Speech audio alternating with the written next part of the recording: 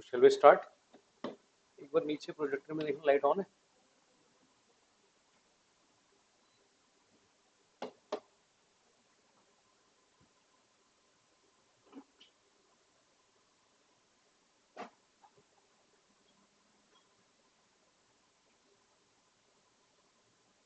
So what was the last topic? Definition हमने complete कर लिया था।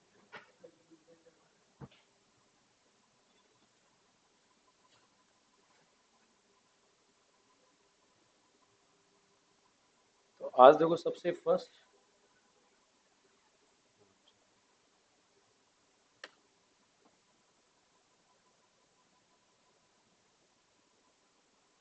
हम लोग बात करेंगे यहाँ पे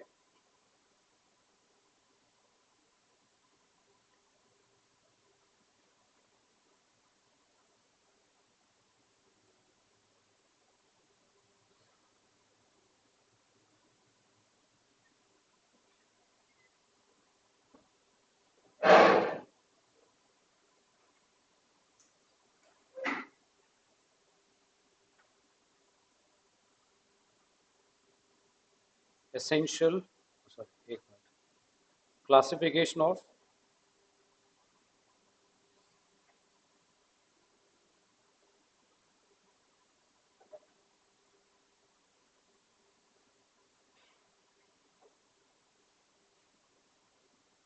इसकी बात करेंगे यहाँ पे। तो we have classification of contract, ये हमारा आज का टॉपिक रहेगा, जिसमें कुछ आज पॉइंट कुछ आगे भी हम लोग कंटिन्यू करेंगे। अच्छा, आज की क्लास थोड़ी सी जल्दी मैं ऑफ कर दूंगा, ठीक है? चेहरे पर खुशी देखो उसकी। अभी वैसे ऑल दो शेड्यूल रेगुलर क्लास का लोगों को मिला नहीं है, अभी क्लासेस डेली हो रही है, तो मोस्ट प्रोबेबली कमिंग वीक से आप एक्सपेक्ट कर सकते हो, आपको शेड्यूल मिल जाएगा। एंड फिर आपकी अभी जो एक ही क्लास हो रही है, अभी एक single class in a day है ना, तो बाकी इस वीक में लॉ की आपकी दूसरी क्लास है, एक ट्यूसडे हमने है ना, और एक आज आपका सैटरडे। तो क्लासिफिकेशन ऑफ कॉन्ट्रैक्ट, देखो सबसे फर्स्ट क्लासिफिकेशन किस बेसिस पे हम उसकी बात करें, तो पहला है दोस्तों on the basis of creation बोलो, या फिर उसको हम लोग फॉर्मेशन नाम दे सकते। तो आइदर यू कैन से on the basis of creation और फॉर्मेशन। नोट भी करना आप लोगों को, और यहां पे 1 2 3 तीन कॉन्ट्रैक्ट की बात करें, तो सबसे पहला जो कॉन्ट्रैक्ट है that is said to be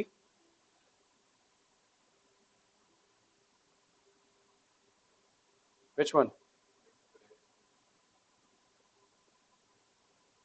express contract. Second implied, और एक होता है आपका e commerce, that is e contract. Although आपके बुक में इम्प्लाइड कॉन्ट्रैक्ट को क्वासी कॉन्ट्रैक्ट भी बोला गया होगा, लेकिन मैं आपको कायदे से बताऊं, इम्प्लाइड कॉन्ट्रैक्ट फिर दो पार्ट में हो जाता है। The one which is said to be quasi contract, और दूसरा जो होता है that is said to be, क्या वर्ड लिखा है? यस, क्या लिखा है मैंने? Second tacit, TACIT contract, tacit contract. सुना है ना? नहीं सुना है? क्वासी कॉन्ट्रैक्ट वो आगे टॉपिक आएगा, अभी मैं सिर्फ डेफिनेशन की बात कर रहा हूँ, ठीक है? वो पूरा जो हम लोग यूनिट नंबर 6 पढ़ेंगे, तो यूनिट 6 आपका contingent contract, quasi contract and wagering agreement, वो तीनों टर्म। आई होप पहला पॉइंट नोट कर लिया आप लोगों ने। तो पहले इन तीनों के बारे में हम लोग नीचे क्या करते हैं, अब इसको डिस्कस भी करेंगे। डन। तो let's start with the first contract. तो पहले कॉन्ट्रैक्ट जो हमारा पहला सेगमेंट है, हम उसकी बात, क्या नाम लिखा है मैंने यहाँ पे? एक्सप्रेस।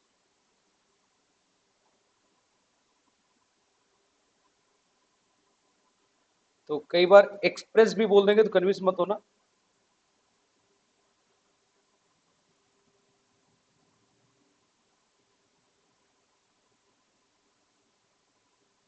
या तो according to all of you, express contract एक जनरल टर्म में किसको बोला जाएगा? हाँ, तो इसमें लिखेंगे व्हेन देयर इज, या please come, there is a contract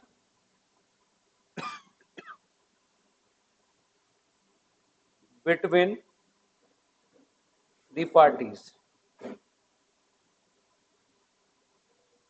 either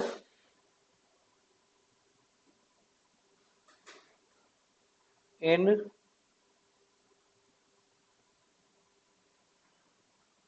writing or orally।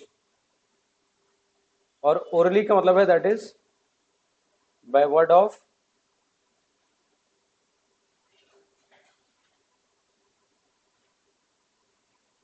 mouth। तो हम उसको इवन क्या नाम दे सकते हैं? That is by word of, क्या वो नहीं मिला? नहीं मिला?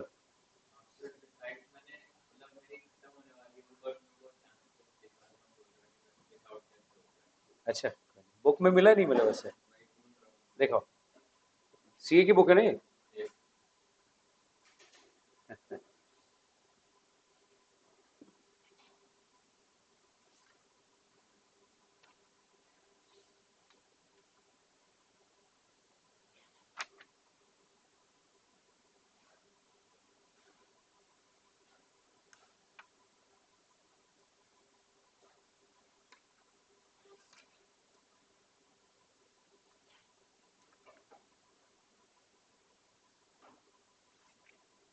Validity formation.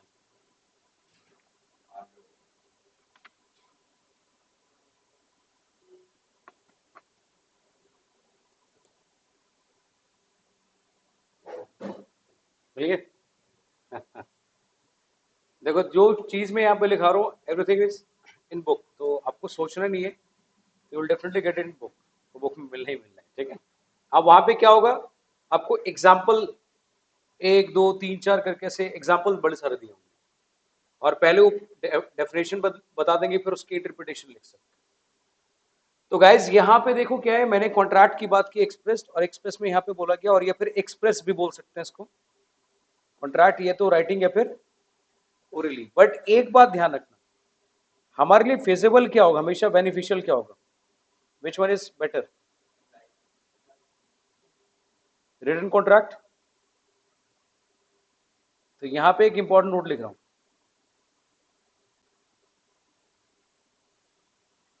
और नोट ये है, it may be noted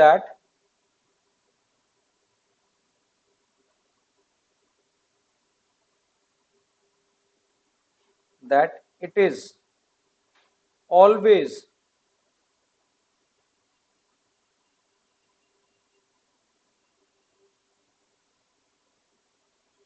advisable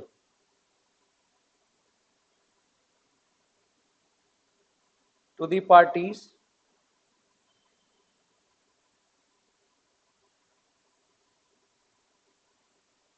to what? To enter into contract, to enter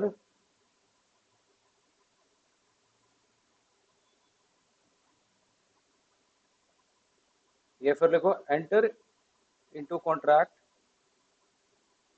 in writing।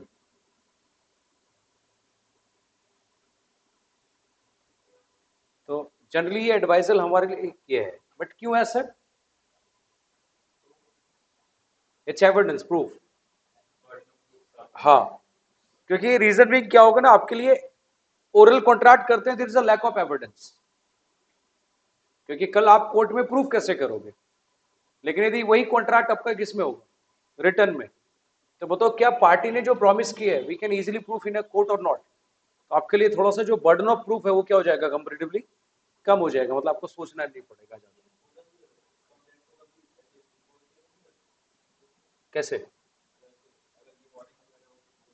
नहीं, दैट इज डिफरेंट पार्ट। आप कौन सा एक्ट पढ़ रहे हो वैसे, कब किस ईयर में आया था, तो हम उसके हिसाब से यदि सोचें तो at that point of time क्या ऐसा कोई इलेक्ट्रॉनिक कोई रिकॉर्डिंग एस्पेक्ट था?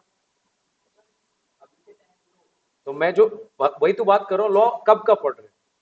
तो अभी क्या हुआ, कॉन्ट्रैक्ट एक्ट में तो चेंज नहीं हुआ है, लेकिन जब एविडेंस एक्ट पढ़ोगे आप रियल लाइफ में, तो एविडेंस एक्ट ये कहता है कि जो डॉक्यूमेंट्री एविडेंस है वो तो लेंगे, जो इवन इलेक्ट्रॉनिक एविडेंस होता है वो भी इंक्लूड कर दिया जाता है।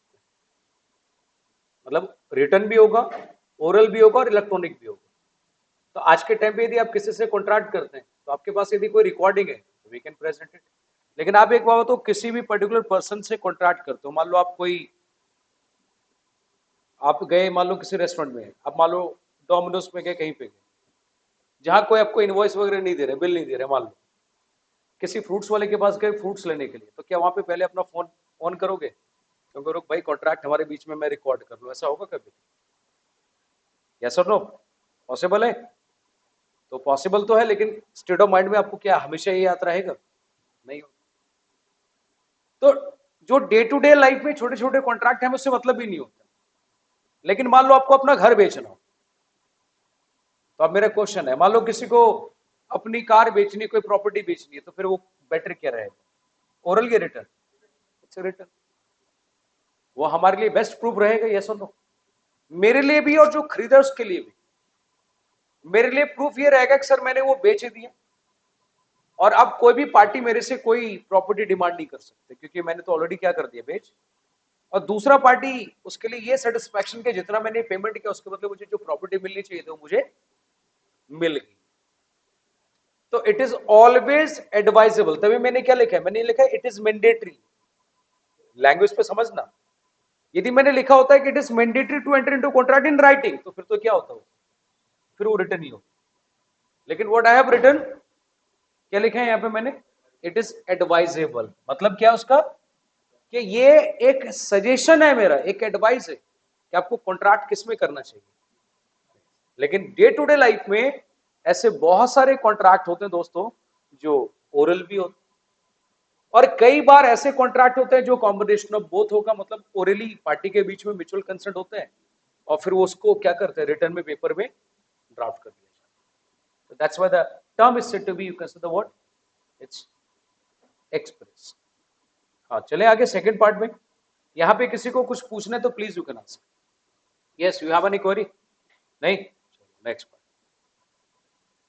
सो सेकंड सेगमेंट पे आते हैं, और दूसरा पॉइंट यहाँ पे फॉर्मेशन के बेसिस पे क्या है दोस्तों, what about the second segment? मैं इसको नंबर ही दे दूं एरो की जगह पे, तो इसमें यहाँ पे हमारा सबसे पहला पॉइंट क्या आ गया, that is said to be expressed. अब मैं सेकंड की बात करूं,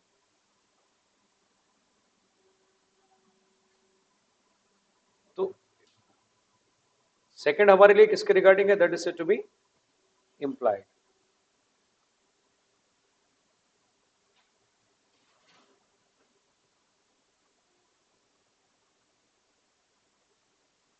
कॉन्ट्रैक्ट।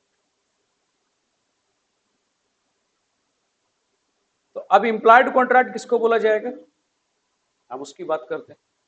तो इसमें लिखना है पहले, when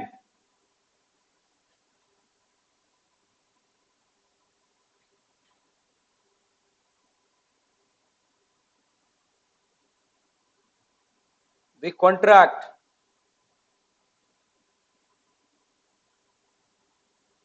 between the parties either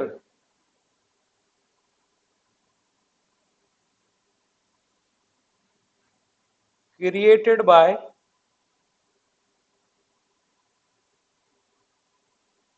operation of law or due to certain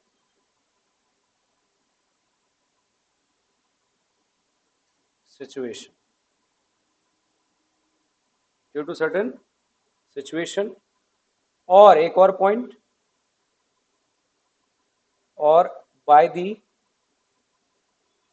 conduct of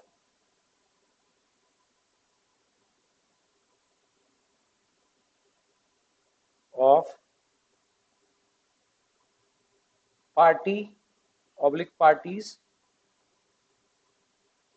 in a contract।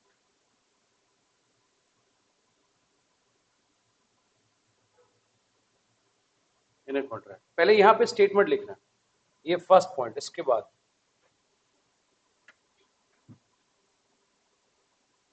अब यहां पे पॉइंट ध्यान रखना,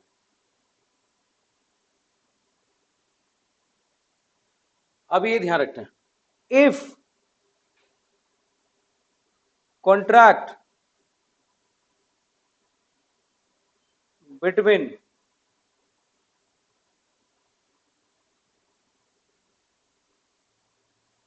parties due to the what operation of law or situation,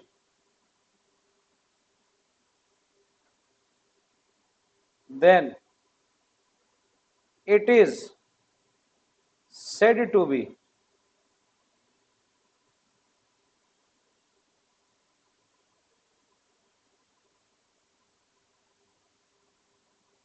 क्या लिखा है, क्वासी कॉन्ट्रैक्ट। उसको क्या नाम दिया जाएगा, क्वासी कॉन्ट्रैक्ट। नंबर 2, जो तीसरा आपका टाइप मैंने लिखा उसको यहीं पे कंसिडर कर रहा हूं मैं, ये आपका थर्ड पॉइंट है, तीसरा contract. And what about the name, tacit. If there is a contract by conduct of party or parties, इसका मतलब है कि that is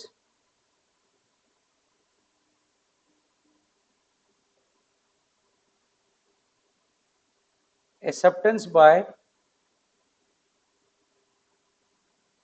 conduct, then it is said to be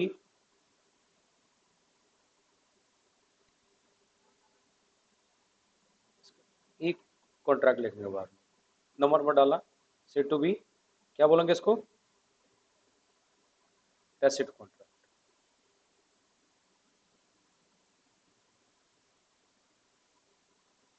तो इसको अंडरलाइन कर लेना और इसको अंडरलाइन कर लेना। अब इन दोनों का मतलब, सो इम्प्लाइड कॉन्ट्रैक्ट की कहानी अब हम लोग समझते हैं। तो first of all implied contract किसको बोला जाएगा, कि जहां पे रिटर्न और ओरल कुछ नहीं होगा, तो सर फिर कॉन्ट्रैक्ट कैसे माना जाएगा, या तो बाय ऑपरेशन ऑफ लॉ, और या फिर दूसरा सिचुएशन, और तीसरा है बाय कंडक्ट। ये तीन चीजें मैंने लिखी।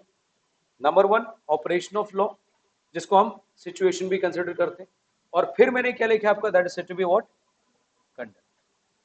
अब मैं यहां पे कुछ इसके बारे में डिटेल एक्सप्लेन कर रहा हूं, अब समझना एग्जाम्पल के थ्रू। बट पहले लैंग्वेज यहां पे जो मैंने लिखा है वो नोट करिए आप लोगों ने, ठीक है। तो सबसे पहले पॉइंट पे आते हैं, और मैं बात करूं किसके regarding, bye operation of law बोलो, और ये फिर सिचुएशन, और ये सिचुएशन आपका लॉ में ही प्रिस्क्राइब्ड है। अच्छा, do you have any idea about the word operation of law, operation of law का मतलब क्या होता है, ये आपने सुना है कभी, anyone? Yes, what about you?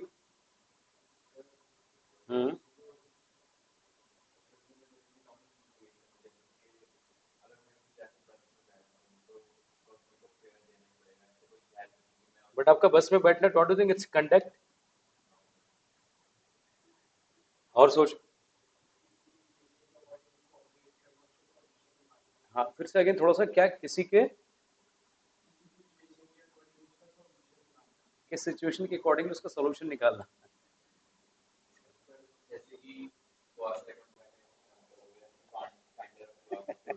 मैं एग्जाम्पल की तो बात कर ही नहीं रहा अभी, क्योंकि एग्जाम्पल तो मैं वही ड्रॉ करूंगा आगे। अब समझना, ऑपरेशन का मतलब होता है कोई भी लॉ में सिचुएशन यदि है और जब वो सिचुएशन आपका इफेक्टिव हो जाएगा, विच मीन जब वो सिचुएशन अराइज हो जाएगा, तो हम उसको ऑपरेशन ऑफ लॉ। तो ऑपरेशन ऑफ लॉ का मतलब क्या है कि situation as prescribed by the law maker, and वो सिचुएशन क्या हो गया आपका, इफेक्टिव हो गया, मतलब वो सिचुएशन आपका एग्जिस्ट कर रहे हैं, तो फिर वो क्या बन गया, ऑपरेशन ऑफ लॉ। बात समझ में आ गई। तो ऑपरेशन का मतलब क्या होता है, किसी चीज को एग्जिस्ट, मतलब किसी चीज को नो डाउट वो प्रैक्टिकल लाइफ में लेके आना, मतलब वो सिचुएशन क्या हो जाएगा, डे टू डे लाइफ में आपको कहीं ना कहीं अराइज हो जाएगा। मैं आपको एक पहले उससे रिलेटेड एक एग्जांपल देता हूं। आपने सुना होगा कि जब एक पर्सन की मौत हो जाती है तो उसकी प्रॉपर्टी किसकी मानी जाएगी, उसके लीगल हायरार्की किसके मानते हैं। मेरा क्वेश्चन है, क्या ये बात कहीं पे किसी पार्टी ने कही है, या फिर ये बात लॉ में प्रिस्क्राइब है, ये लॉ में। तो लॉ में ये बोला कि because of the death of a person the property automatically will transfer to the home, to the legal heir. I have a question, जब तक एक पर्सन मरता नहीं है तब तक वो प्रॉपर्टी उसकी मानी जाएगी, और जैसे वो मर आते बताओ, जो लॉ में सिचुएशन बोला गया था, क्या वो अराइज होके नहीं होगी, और उसके मरने के बाद वो प्रॉपर्टी किसकी होगी, लीगल। तो जब तक वो मरता नहीं है तब तक वो प्रॉपर्टी उसकी है, no one can claim it. लेकिन उसके मरने के बाद तो ये बताओ, क्या उसका मरना अपने आप में एक सिचुएशन इफेक्टिव हो जाना होगी नहीं होगी, यस और नो। यस। दूसरा एक और एग्जांपल, जब एक पार्टी कोई बिजनेस करते हैं तो वो सारे लायबिलिटीज को क्या करेगा, पे भी करेगा। तो मान लो अब वो लायबिलिटीज कहां से पे कर रहा है, कंपनी के फंड में से, बिजनेस में से, जो भी कर रहे हो। तो आपने एक टर्म सुना होगा, इंसॉल्वेंट, कि जब कोई भी पार्टी इंसॉल्वेंट हो जाते हैं तो फिर उस केस में एक रिसीवर अपॉइंट किया जाता है, एक आपका you can say assignee appoint किया जाता है, और असाइनी क्या करता है, उस पर्सन के एसेट्स को वन बाय वन सेल करते हैं, उसके लायबिलिटी को पे ऑफ करते हैं। आई हैव अ क्वेश्चन, मान लो आप सॉल्वेंट हो, हम सॉल्वेंट है सब, तो क्या कोई रिसीवर और असाइनी हमारे लिए अपॉइंट किया जाएगा, नहीं। लेकिन जिस दिन हम में से कोई भी इंसॉल्वेंट हुआ तो बताओ, क्या रिसीवर और असाइनी अपॉइंट होगा नहीं होगा, और क्या अब रिसीवर और असाइनी को प्रॉपर्टी बेचने का राइट मिलेगा नहीं मिलेगा, यस। तो आई हैव अ क्वेश्चन, ये बताओ, क्या लॉ में ये सिचुएशन है कि सर जब कोई भी पार्टी इंसॉल्वेंट होता है तो उसकी लायबिलिटी उसके एसेट से पे किया जाएगा, और पे करने के लिए किसको अपॉइंट किया जाएगा, रिसीवर। तो बताओ, जब तक एक पर्सन इंसॉल्वेंट नहीं होता है तब तक क्या वो सिचुएशन अराइज हुआ या नहीं हुआ, नहीं। तो ऑपरेशन ऑफ लॉ का मतलब है कि जो लॉ में सिचुएशन प्रिस्क्राइब्ड हो दोस्तों, यदि वो सिचुएशन आपका अराइज हो जाता है, यदि वो सिचुएशन आपको दिख जाता है, तो मतलब वो क्या माना जाएगा, ऑपरेशन ऑफ लॉ माना जाएगा। क्या आज के बाद ऑपरेशन ऑफ लॉ याद रहेगा, ये बात ध्यान। तो इस ऑपरेशन ऑफ लॉ की बात करें तो मैं एग्जांपल की मैं यदि बात करूं, और ऑपरेशन ऑफ लॉ में हम हमेशा क्या मानते हैं, क्वासी कॉन्ट्रा, क्या बोलेंगे उसको, क्वासी कॉन्ट्रा। तो एग्जांपल नंबर 1, क्योंकि एक दो एग्जांपल मैं दे रहा हूं यहां पे। मान लो एक पार्टी है यहां पे, और ये कहीं मार्केट में गया था, ये मार्केट में, और मार्केट में उसका जो बैग था वो क्या हो गया, लॉस्ट हो गया। बैग क्या हो गया उसका, लॉस्ट। अब लॉस्ट होने के बाद यहां पे एक पार्टी, इसको ये बैग क्या हो गया, इसने क्या किया दोस्तों, फाउंड। आज के बाद हम इसको पता है क्या नाम देंगे, फाइंडर ऑफ लॉस्ट गुड्स बोलेंगे। कोई डाउट यहां पे किसी को, फाइंडर ऑफ, क्योंकि उसका बैग खो गया, इसको पता चल गया भाई, इसको मिल गया, बेसिकली आप रास्ते में थे, आपको मिल गया, कोई लगेज कुछ भी मिल गया। क्या आज से ये जो बैग है, ये बैग इस पार्टी का हो जाएगा, this is my question. Sir practically होता तो यही है डे टू डे लाइफ। आपको यदि 2000 का नोट मिल जाए, बंद हो गया अब तो, 500 का नोट मिल जाए, तो ये बताओ वो नोट क्या जिसका है उसको वापस करोगे आप, वो तो एक्सेप्ट कर नहीं करूंगा। बाकी आप लोग इतने ईमानदार हो, अच्छा कोशिश कर सकते, कैसे करोगे कोशिश, अच्छा पूछ, तो क्या अब मेरा क्वेश्चन है, क्या उस 500 के नोट पे उसका नाम लिखा हुआ है? तभी तो कोशिश हो सकती है ना। तो लॉ है, अभी तो सिंपल है, जब नोट पे नाम ही नहीं है तो अल्टीमेटली हमारा ही हो गया। हाँ, लेकिन यदि कोई बैग है, लगेज है, ये तो उसमें आपको कोई आईडी कार्ड, कोई कॉन्टैक्ट नंबर कुछ भी मिल जाता है, तो you can do one thing, आप कॉन्टैक्ट कर सकते हो उसको, नहीं क्योंकि आपके काम का तो है ही नहीं। तो अल्टीमेटली क्या होगा, उससे कॉन्टैक्ट करके हम बात कर सकते हैं और बोल सकते हैं कि सर, मैम, जो भी आपका एक लगेज मुझे मिला है, मैं यहाँ पे खड़ा हूँ, तो आप मुझे बताओ आप कब आ रहे हो, या फिर आप बताओ नो डाउट मैं यहाँ पे से क्या करूंगा, डिलीवर। तो वो एक समहाउ कहने के लोगों का अपना एक क्या होता है, रिगार्ड होता है। बट फ्रैंकली टेलिंग, वो रिगार्ड तो छोड़ो, लॉ क्या कहते हैं? लॉ कहता है भाई देखो ऐसा है, अब ये बैग खोना और उसको मिलना, ये अपने आप में क्या हो गया, क्या हो गया दोस्तों, सिचुएशन। और ये सिचुएशन लॉ में लिखा हुआ है, और लॉ कहता है कि अब जो फाइंडर ऑफ लॉस गुड्स है, इसके ऊपर क्या हो गया, ऑब्लिगेशन, क्या हो गया, और ऑब्लिगेशन किस चीज का है, टू व्हाट, क्या करना है, टू रिटर्न और to find the real owner and return the goods. इसका हम यहां पे बोलेंगे सीधा, टू रिटर्न द बैग, किसको, उसका जो रियल ओनर है, ये ओनर है। ओनर का मतलब क्या होता है, किसी चीज का मालिक, समझ में आ गया। Now I have a question, ये बताओ क्या इन दोनों के बीच में कोई कॉन्ट्रैक्ट हुआ था? मेरा क्वेश्चन है, क्या ये बोला था इसने कि मैं यहां पे जाऊंगा, मैं अपना बैग छोड़ के आऊंगा, तू ढूंढेगा, तुझे मिलेगा, फिर तू मुझे वापस करेगा, हम कॉन्ट्रैक्ट करते हैं, ऐसा हुआ है? नहीं। लेकिन क्या यहां पे सिचुएशन अराइज हुआ, नहीं हुआ, दिस इज माय क्वेश्चन। और ये सिचुएशन दोस्तों कहां पे प्रिस्क्राइब्ड है, कहां पे रखा गया, लॉ में रखा गया। तो आज से बिकॉज ऑफ दिस ऑब्लिगेशन, यहां पे क्या माना जाएगा, एक इस ऑब्लिगेशन की वजह से डीम्ड टू बी कॉन्ट्रैक्ट, क्या बोलेंगे यहां पे, डीम्ड टू बी कॉन्ट्रैक्ट, समझ में आ रहे हैं? और इस कॉन्ट्रैक्ट को नाम देंगे नॉन एज, एक्चुअल नेम क्या बोलेंगे, इंप्लाइड, और या फिर एक्चुअल जो पूरा नाम होगा इसको बोलेंगे क्वासी। क्या मेरी बात सबको समझ में आ गई? हाँ, यदि जो पार्टी है, मान लो ये ए है और ये आपका बी है, यदि ए को पता चल गया कि मेरा जो बैग है वो बी के पास है और मुझे दे नहीं रहा है, तो उसके खिलाफ सूट फाइल कर सकता है। उसके पास बैग का नो डाउट कोई ना कोई एविडेंस तो होगा ना, बैग उसके नाम से होगा तो उसके नाम का रिसिप्ट होगा, कुछ भी होगा, तो क्लेम कर सकता है। जैसे कि वो तो कोई किसी की कोई कार या कोई बाइक खो जाती है, तो अल्टीमेटली एफआईआर करवाता है ना वो, और इसलिए तो करवाते हैं। तो वो तो जो फाइंडर है उसको जिसको मिला तो वो तो वापस कर देगा, और उसने नहीं किया और यदि हमें पता चलेगा कि मेरी कार या बाइक उसके पास है, तो मैं क्लेम कर सकता हूँ, नहीं कर सकता। अब एक बात ध्यान रखना, लॉ कभी भी आपको प्रूफ नहीं पढ़ाएगा। आज के बाद आप सब अपने स्टेट ऑफ माइंड में ये बिठा लेना।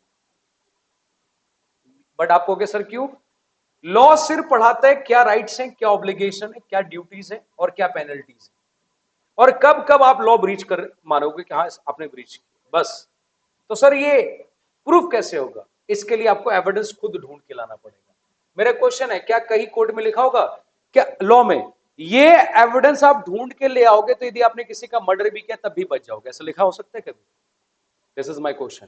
तो बताओ एविडेंस, डोंट यू थिंक वो हमारे ऊपर बर्डन है कि हम क्या एविडेंस ढूंढ के लाते हैं और क्या हम वो कोर्ट में प्रेजेंट कर सकते हैं, और फिर वो कोर्ट के ऊपर है क्या उसको एज एन एविडेंस को कंसिडर करेंगे भी या नहीं करेंगे। तो कभी भी किसी भी लॉ में आपको एविडेंस नहीं पढ़ाया जाता। तो इसलिए कभी आपने कोई मूवी देखी होगी, कोई आपने सीरीज देखा होगा, कुछ भी आपने एपिसोड देखे होंगे, तो क्या उसमें यदि कोर्ट में मैटर है तो कोर्ट उसको टाइम देता है, वो सामने वाला पार्टी कहता है कि सर हमें 10 दिन का मोहलत दे दो, हम नो डाउट क्या करते हैं, एविडेंस ढूंढ के लेके आएंगे।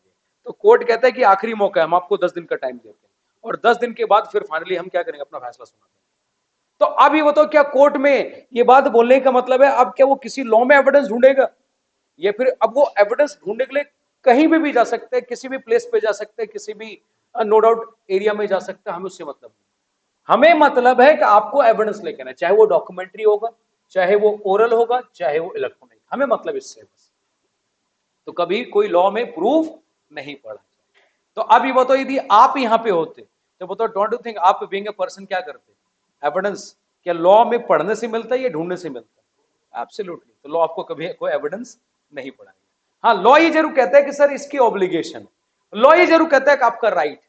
अब अपना राइट क्लेम करोगे तो प्रूफ दे दो, और यदि आप प्रूफ कर देते हैं कि सर वो जो बैग है वो मेरा ही है और किसी और का नहीं है, तो अल्टीमेटली क्या हो जाएगा, वो प्रूफ हो जाएगा।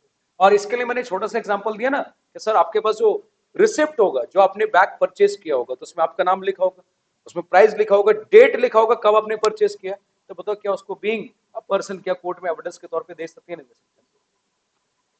समझ में आया पॉइंट? क्लियर? अच्छा, इतना ही नहीं, यदि कुछ पिक्चर्स हैं, फोटो हैं, जब कहीं घूमने हो, पिक्चर उक्चर लिया हो, तो बोलो सर ये देखो मेरे फोटो में भी दिख रहा है बैग, ये मेरा ही बैग है, ये मेरा ही बैग है, देखो कलर भी सेम है, देखो देखो उसमें स्क्रैच भी लगा होगा, मैं बता देता हूं आपको, देखो उसका एक व्हील भी, पहिया भी टूटा होगा, देखो जरा। Are you getting my point? तो एविडेंस कभी भी नहीं दिया जाता आपका एक्ट में, एविडेंस हमेशा ढूंढना पड़ता है, क्योंकि evidence it's a matter of the discovery, you have to find it, और लॉ कभी भी आपको एविडेंस नहीं दे। ठीक है? तो ये तो वो आपने मूवी देखी 3 इडियट्स, वो कहता है ना आप फेल हो गए, आप पास हो गए तो फिर तो लॉ यही कहता है, अच्छा आपने मर्डर किया है, आप ये लेके आना, आप बच जाओगे। तो लॉ में तो फिर तो हर बंदा दूसरे को गोली मार देता और वही एविडेंस ढूंढ के ले आता। क्यों? क्योंकि लॉ में लिखा है। अच्छा, आपको लगता है सर एविडेंस यदि लॉ में लिख दिया जाता तो ढूंढना इजी हो जाता, और लिखा नहीं है, इसी चक्कर में क्या होता है, एविडेंस ढूंढना हमारे लिए कॉम्प्लिकेटेड होता है, टाइम टेकिंग होता है। समझ में आ रहा है ये सिचुएशन? और इसीलिए होता ना, कई बार आपने सुना होगा कि क्या होता है, मैटर कोर्ट में गया, उसके बाद तारीख पे तारीख लोग लेते हैं और बीच में एविडेंस क्या करते हैं, डिस्ट्रॉय कर देते हैं। होता ना सर? यदि कोई मान लो आई विटनेस है, किसी ने देखा है, उसको उठवा लेंगे, उसका मर्डर करवा देंगे, तो खत्म कहानी। उसको रोड एक्सीडेंट करवा देंगे, खत्म कहानी। तो there are number of cases, क्योंकि एक पर्सन जो एविडेंस ढूंढ रहा है और दूसरा जिसके खिलाफ आप एविडेंस ढूंढ रहे हो, उसका काम क्या होगा, एविडेंस को डिस्ट्रॉय करना। तो इसलिए कभी एविडेंस नहीं पढ़ा जाएगा। Yes, you have a question.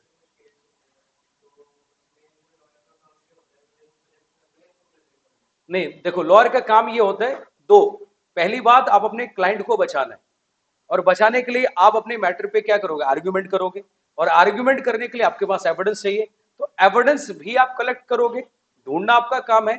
और या फिर आपका जो क्लाइंट है, आप उसको बोलोगे भाई एविडेंस ला के दो, तो लेकिन वो कहेगा सर मैं क्या एविडेंस दूं, बताओ आप, तो आपको पता होगा ना क्या क्या एविडेंस मिल सकते, तो आप उसको सजेशन देंगे, या फिर आप उसके साथ जाके क्या करेंगे, एविडेंस ढूंढेंगे। क्लियर? हाँ, कई बार क्या होता है, कोई क्राइम हुआ होता है, तो पुलिस ऑफिसर को भी डायरेक्शन दिया जाता है क्या करने के लिए, एविडेंस ढूंढने के लिए। जैसे मान लो कोई पर्सन है, उसने कोई मेजर क्राइम किया, उसने किसी पर्सन का नुकसान, मेजर क्राइम किया, और उससे उसकी वजह से क्या हुआ, पब्लिक एट लार्ज का इंटरेस्ट अफेक्ट हुआ, तो वो कह रहा है सर मैंने क्राइम नहीं किया, तो पुलिस ऑफिसर को इन्वेस्टिगेट करने के लिए डायरेक्शन दिया जाता है। तो फिर इन्वेस्टिगेशन का मतलब क्या, उसके खिलाफ क्या कलेक्ट करना, एविडेंसेस। आर्ग्यूमेंट में पॉइंट, तो उसके खिलाफ क्या करना है, एविडेंसेस। तो बीइंग एडवोकेट वो भी एविडेंस कलेक्ट करेगा, जो क्लाइंट है उसका वो भी कलेक्ट करेगा, अल्टीमेटली दोनों के कोऑपरेशन से क्या होगा, मैटर कोर्ट में हम जीत सकते हैं। तो ये सिनेरियो। और दूसरा पार्टी डेफिनेटली यदि कोई पनिश करना है, तो कभी कभार ऐसा भी होता है, कोर्ट से ऑर्डर दिया जाता है पुलिस ऑफिसर को क्या करने के लिए, इन्वेस्टिगेट करने के लिए। और इन्वेस्टिगेट का मतलब ही क्या है कि सर वो क्या कर रहे हैं, एविडेंस कलेक्ट करने की बात कर रहे हैं। जैसे अब मैं एक दो एग्जांपल दे देता हूं, आपने सुना होगा वो एक एक्टर था ना, सुशांत सिंह राजपूत, तो उसमें रिया चक्रवर्ती नाम था शायद। तो आपको पता है फिर उसके बाद मैटर कोर्ट में गया था, तो कोर्ट ने क्या किया था, वो डायरेक्शन दिया था किस पर्पस के लिए, उसके खिलाफ एविडेंस इन्वेस्टिगेट करने के लिए। और वो किसको, अथॉरिटीज को, मतलब वो अथॉरिटी कौन हो सकता है, क्राइम ब्रांच का भी हो सकता है, वो अथॉरिटी सीबीआई भी हो सकते हैं, वो अथॉरिटी इवन एसआईटी हो सकता है, मतलब स्पेशल आपका इन्वेस्टिगेशन टास्क फोर्स बनाया जाता है हमारे देश में, तो वो भी हो सकता है, मतलब वो कोई भी हो सकता है। तो कोर्ट कह रहा है भाई आप सबूत इकट्ठा करो, सजा हम देंगे, ये बात होगी। जैसे मान लो एक पर्सन, एक छोटे सा एग्जांपल, हमारे यहाँ पे दिल्ली की बात करें तो आपको पता है दिल्ली में निर्भया केस हुआ था, Nirbhaya case, and that was a brutal rape case हुआ था ना। तो उस केस में आपको पता है कंप्लेंट किया गया, फिर कोर्ट ने क्या किया, पुलिस वालों को क्या किया, वहां पे उन्होंने इन्वेस्टिगेट करने के लिए ऑर्डर पास किया। तो फिर वो सारे एविडेंसेस क्या हुआ, वहां पे प्लेस पे जाके हर जगह पे जाके कलेक्ट किया गया, और फिर ये प्रूव किया गया कि सर हाँ इस पर्टिकुलर पर्सन ने वो क्राइम किया है, और फाइनली क्या बोला गया, चलो इसको फांसी की सजा देते। तो उस केस में क्या हुआ, वो एविडेंस किसने फाइंड आउट किया, पुलिस ऑफिसर ने। मैं आपको बताऊं दो तरीके के ऑफेंस होते हैं, एक होता है सिविल, एक होता है क्रिमिनल। क्रिमिनल ऑफेंस जो होता है वो सोसाइटी एट लार्ज के खिलाफ होता है हमेशा, सोसाइटी एट लार्ज, क्योंकि उसकी वजह से अफेक्ट होता है। आप जिस एरिया में रहते हो, जहां पे भी आप वहां किसी का मर्डर कर दो, पूरे एरिया में खौफ पैदा हो जाता है कि यार ये कभी भी किसी को गोली मार सकते हैं, होता है ऐसा। तो इसका मतलब वो क्रिमिनल ऑफेंस, मतलब कभी भी कोई ऑफेंस सोसाइटी एट लार्ज के लिए करते हैं तो वो क्रिमिनल ऑफेंस होता है। और वो मैटर सिर्फ उस पर्टिकुलर पर्सन, उसकी फैमिली का नहीं होता है, वो पूरे स्टेट का हो जाता है। और इसीलिए क्रिमिनल मैटर में हमेशा वो स्टेट क्या होता है, इन्वॉल्व हो जाता है, क्योंकि मुद्दा क्या है, स्टेट में वो पीस बनाए रखना है, वो शांति बनाए रखना है। तो इसीलिए नो डाउट स्टेट भी कहते हैं कि आप उसको पनिश किया जाए, ये होता है। ठीक है, बट कोई बात नहीं, यहां तक समझ में आ गया, सबको क्लियर है? कोई डाउट? तो आज के बाद एविडेंस नहीं पढ़ेंगे, हम क्या पढ़ेंगे, राइट्स, ड्यूटीज, ऑब्लिगेशन और अलग अलग सिचुएशन और सर्कमस्टांसेस की बात करेंगे। That's it. तो गाइज ये हो गया पहला एग्जांपल। दूसरा आते हैं, एग्जांपल नंबर 2। आगे जाके एक टॉपिक पढ़ाऊंगा, उसके लिए उसी के बेसिस पे एग्जांपल अभी दे रहा हूं। Have you heard about the minor? Minor, आप में से भी नो डाउट कोई ना कोई माइनर होगा। माइनर किसको बोला जाता है? जनरली जिसकी उम्र 18, आपका 18 या 18 बिलो हो तो उसको माइनर बोलते हैं, और जिसकी उम्र 18 प्लस हो हम उसको क्या बोलेंगे, उसको मेजर बोलेंगे। ठीक है, उसको क्या माना जाएगा, मेजर माना जाएगा। यू आर नॉट वेल, नहीं देख लो ये भी, ठीक है ना? पानी वानी पीना तो बताओ, है? सो बट मुझे ऐसा लग रहा है फेस से भी आज तबीयत ठीक नहीं है। हाँ, सोए? अरे क्यों? चलो अब मैं क्या बोलूँ, बच्चे प्रेशर थोड़ा सा ज्यादा ले लेते हैं, थोड़ा सा टेक इट इजी, चलेगा, कोई नहीं। अभी तो सीए की जर्नी में बहुत सारे प्रेशर होंगे, है ना? देखो कामली लो, बस अपना जो टाइम है अच्छे से यूटिलाइज करो बस, लेकिन नींद जरूरी है। अब यहाँ से क्लास के बाद ना जाके पहले काम क्या करना, सोना है। ठीक है, क्योंकि आपका स्टेट ऑफ माइंड रिलैक्स नहीं है ना, तो आप बेटर परफॉर्म नहीं कर पाओगे, तो इसलिए उसका रिलैक्स होना भी जरूरी है। ठीक, मैं यदि कभी लेट नाइट पढ़ाई करता हूँ ना, तो मैं तभी करता हूँ जब नेक्स्ट डे मेरा ऑफ होगा, क्योंकि सो दैट मैं सुबह थोड़ा सा लेट सो के उठूँ, वो है। नहीं तो फिर स्टेट ऑफ माइंड ना अफेक्ट हो जाता है, फिर परेशान करता है। ठीक है, हेडेक होना शुरू हो जाएगा, फिर वो चाय कॉफी ये चाहिए, फिर भी ठीक नहीं होता। हाँ, सो बट लगे यदि थोड़ा सा भी ना, तो आप देख लेना। ठीक है, we have a next example, minor. तो मान लो यहाँ पे, और आपको पता है इंडियन कॉन्ट्रैक्ट कहता है माइनर कभी कॉन्ट्रैक्ट नहीं कर सकते, माइनर कभी कॉन्ट्रैक्ट नहीं कर सकते। माइनर के साथ यदि कॉन्ट्रैक्ट है उसको वॉइड मानेंगे। विल डिस्कस लेटर ऑन, पूरा माइनर का टॉपिक है। अब मुद्दा ये आता है कि सर आपने एक वर्ड सुना होगा नेसेसरी, और एक आपने सुना होगा नेसेसिटी। सुना आप लोगों ने नेसेसरी और नेसेसिटी? क्या डिफरेंस है दोनों में? सेम है, डिफरेंस है? पहले तो ये, इज इट सेम और डिफरेंस है? मैंने पूछा इसलिए मत सोचना कि डिफरेंस है, ये आपको दिमाग लगाना है, नो डाउट वो सेम है, डिफरेंस है। इकोनॉमिक्स में आपने नेसेसिटी वर्ड पढ़ा होगा। इकोनॉमिक्स में नो डाउट हम डिफरेंशिएट नहीं करते नेसेसिटी और नेसेसरी में, वहां कॉमन चलता है, वहां पे इंटरचेंजेबल चलते हैं, लेकिन लॉ में डिफरेंस है दोनों में बहुत बड़ा। जब कभी भी आपको ऐसे चीजों की जरूरत पड़ती है जिसको आप इग्नोर और अवॉइड नहीं कर सकते, मतलब आपको चाहिए ही चाहिए, हम उसको नाम देते हैं नेसेसरीज। आज के बाद क्या बोलेंगे उसको, नेसेसरीज। लेकिन जब कभी भी कोई भी चीज जो आपके पास ना भी हो तब भी आप काम चला सकते हो, तो हम उसको क्या बोलेंगे आज के बाद, नेसेसिटी बोलेंगे। लॉ में बदल गया सारी कहानी पूरी, ये ध्यान रखें। Necessity means something which we can avoid, यदि हमारे पास नहीं भी है तब भी हम काम चला सकते हैं। जैसे एग्जांपल लेता हूं, मान लो आपके पास लैपटॉप नहीं है तो भी आपका काम चल सकता है, आपको क्लास देखना फोन में देख सकते हैं, यस और नो? तो आपके लिए लैपटॉप राइट नाउ क्या बनता है, नेसेसरी या नेसेसिटी? वो नेसेसिटी बन जाता है। आई होप समझ में आ रहा है। अब बीइंग ए टीचर हमारे लिए लैपटॉप क्या है, इट्स नेसेसरी, क्योंकि इसके बिना मैं क्लास नहीं ले सकता, क्योंकि I need writing pad, I need this laptop, otherwise I will not be able to perform. तो मेरे सर्विस के लिए क्या है, ये मेरे लिए बेसिक नीड है। जैसे फूड, शेल्टर, ये सब क्या होता है, ये नेसेसरीज में आते हैं। ये किस में आ जाएगा, नेसेसरीज में।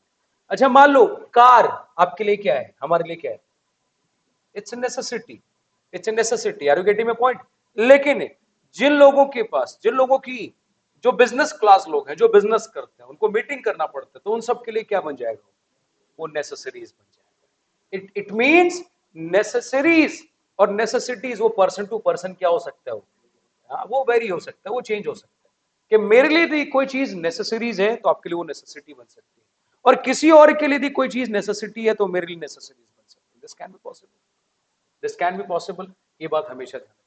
अभी आप इनफॉर्मल में आ जाओ, कोई टेंशन नहीं है, लेकिन यदि वही कंपनी में है, कोई बोर्ड मीटिंग में, कोई सीएफओ लेवल पे है, तो बताओ क्या कंपनी में वो जीन्स और टी शर्ट वगैरह पहन के जाएगा? पॉसिबल है? तो डोंट यू थिंक उसको सूट में रहना, सूट पहनना, टाई लगाना उसके लिए क्या बन गया? वो नेसेसरीज है, वो नेसेसरीज। मेडिकल ट्रीटमेंट क्या है आपके लिए? That is necessaries. एजुकेशन क्या है हमारे लिए? नेसेसरीज, उसके बिना काम नहीं चल सकते। तो आज के बाद नेसेसरीज को हम बोलेंगे जो बेसिक रिक्वायरमेंट है, which we can not avoid, और नेसेसिटी का मतलब है जो बेसिक रिक्वायरमेंट नहीं है, जिसको हम अवॉइड करना चाहें तो अवॉइड कर सकते हैं। क्या ये बात समझ में आ गई? अब क्या फ्री में कोई नेसेसिटी हो या नेसेसरीज कोई सप्लाई करेगा? आंसर इज नो, फ्री में तो कोई नहीं करेगा, फ्री में कोई नहीं करने वाला। बात समझ में आ रही है? तो इसका मतलब है कि सर जब कोई भी पर्सन नेसेसिटी या नेसेसरीज दोनों में से कुछ भी सप्लाई करे तो उसको क्या चाहिए होगा? Money, money. तो मान लो यहां पे एक पर्सन है, ये माइनर है, ये माइनर है, और इसको किसकी बात कर रहे हैं? मान लो यहां पे, एक मिनट होल्ड करना, ये माइनर है, और यहां पे एक पार्टी है, मान लेते हैं जो सप्लायर ऑफ फूड, क्या सप्लाई करते हैं? तो इसने इसको यहां पे क्या सप्लाई किया? Food supply. तो इसका मतलब है फूड सप्लाई यदि किया तो यहां पे क्या होना चाहिए था? क्या कॉन्ट्रैक्ट होना चाहिए? बट ये कॉन्ट्रैक्ट हो ही नहीं सकता। क्यों कॉन्ट्रैक्ट क्यों नहीं हो सकता? क्योंकि minor can not enter into contract. पहले क्या ये बात समझ में आ गई? माइनर क्या नहीं कर सकते दोस्तों? कॉन्ट्रैक्ट नहीं कर सकते। तो फिर एक बात बताइए, ये फूड सप्लाई तो होगा नहीं क्योंकि पैसे तो मिलेंगे नहीं इसको। तो बोला आप सर क्या वे आउट है? तो फिर इसके बाद जो नेक्स्ट पॉइंट लिखा रहा हूं आप वो समझिए, वो पॉइंट यहां पे तो पहले नोट कर लेते हैं फिर उसको समझेंगे। तो यहां पे लिखा है, लॉ कहता है if any person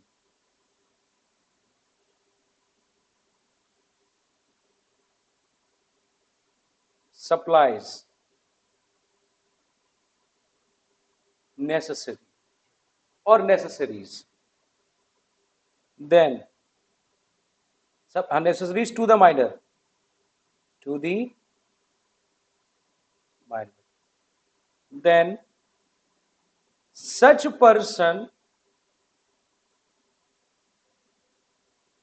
can claim the what? Amount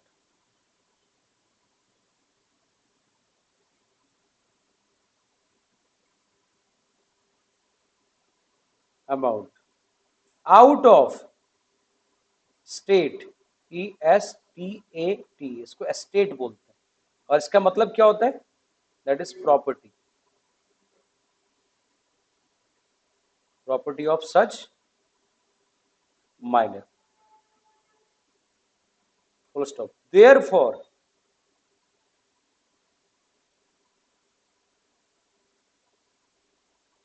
in this case quasi contract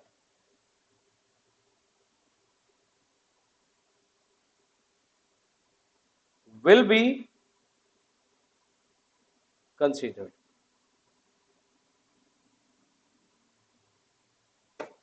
तो quasi contract will be considered, क्योंकि लॉ में ये बात लिखी हुई है कि यदि कोई नेसेसरी सप्लाई करता है माइनर को तो वो कहां से क्लेम कर सकते हैं?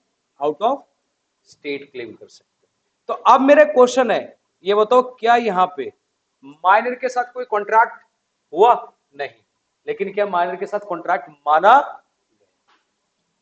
तो डोंट यू थिंक जब कॉन्ट्रैक्ट आप मान रहे हैं तो क्या वो बिकॉज ऑफ लॉ मान रहे हो? इसलिए हम उसको नाम कह देंगे quasi contract, and that will be a part of the implied। Yes, anyone having a doubt in this case? Point समझ में? हाँ, yes please।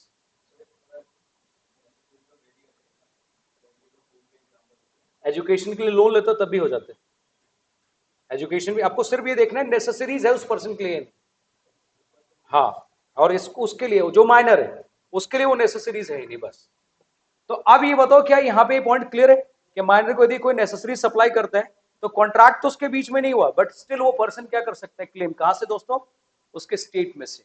और स्टेट में क्लेम करने का मतलब है डीम टू बी कॉन्ट्रैक्ट, तो क्या बोलेंगे उसको? Quasi contract. तो उसके पेरेंट के पास तो है, तो वो नहीं देगा तो उसके पेरेंट देंगे, बस सिंपल से मुद्दा है। हाँ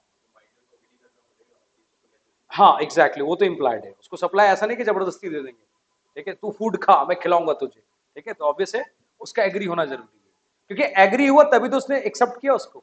और एक्सेप्ट होने का मतलब है अब आप पे करोगे, और आप पर्सनली तो लायबल नहीं होगे, उसके खिलाफ पर्सनली सूट नहीं फाइल कर सकते हो, लेकिन हम उसकी प्रॉपर्टी में से रिकवर कर सकते हैं। बात समझ में आ गई? तो उसके प्रॉपर्टी में से रिकवर होगा, ये क्राइटेरिया। अच्छा ये बताओ, अभी बीइंग अ माइनर हमारे पास यदि प्रॉपर्टी नहीं है तो डोंट यू थिंक हमारे बिहाफ पे कौन पे करते हैं? पेरेंट पे करते हैं, इसीलिए तो है। दैट्स वाई, क्योंकि वो हमारे लिए क्या है, बेनिफिट है, और वो बेनिफिट के लिए अल्टीमेटली गार्जियन क्या हो जाता है, लायबल हो जाता है, पेरेंट लायबल हो जाता है। क्या यहां तक समझ में आ गया? क्लियर? चलो आगे बढ़। हाँ कुछ डाउट है तो feel free to ask anything. समझ में आ गया? नेक्स्ट पार्ट, एक और अब टेसिट की बात करते हैं। तो दूसरा एग्जांपल है किसके रिगार्डिंग? By conduct. दूसरा है आपका बाय कंडक्ट,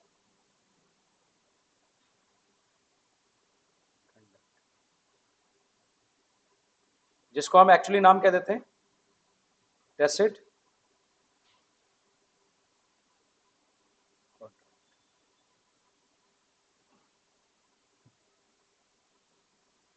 यहां पे मान लो एक पर्सन है जिसके पास 50 क्या है दोस्तों? पेंटिंग्स, और सारे के सारे एंटीक है, यूनिक।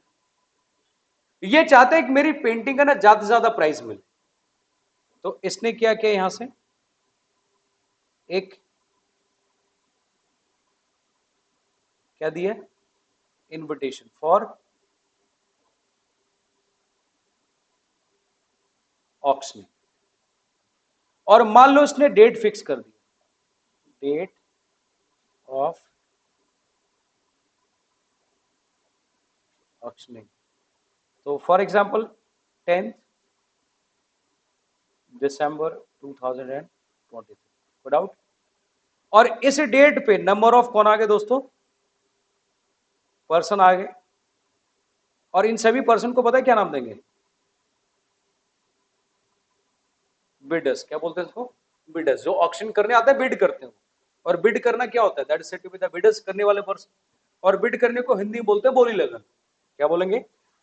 और अब यहां पे इसने बिडिंग के लिए, बिडिंग करवाने के लिए, पूरा प्रोसेस के लिए एक पर्सन को क्या यहां पे appoint, appoint a person for this, और इसको नाम देंगे आज से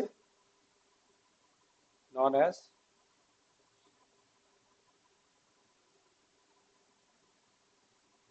क्या बोलते हैं? ऑक्शनियर। क्या बोलेंगे इसको? ऑक्शनियर। दोस्तों अब मान लो ये जो पर्सन है, इस पर्सन का यहां पे क्या आ गया? Highest bid. इसने हाईएस्ट बिड किया।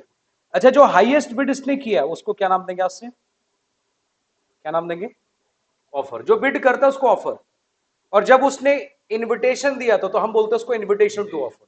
क्या बोलेंगे उसको? Invitation to. I have a question, ये बताओ क्या ऑफर का एक्सेप्ट होना जरूरी है ही नहीं? तो इस ऑफर को एक्सेप्ट करने के लिए यहां से क्या हुआ, इसने फॉल ऑफ हैमर।